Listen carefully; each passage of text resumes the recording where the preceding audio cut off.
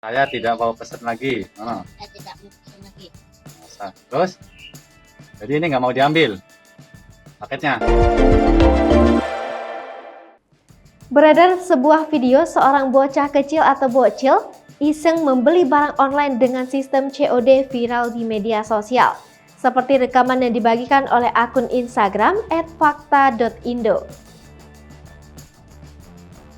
Pengunggah menyebut bocil tersebut tidak mau membayar setelah paketnya diantar.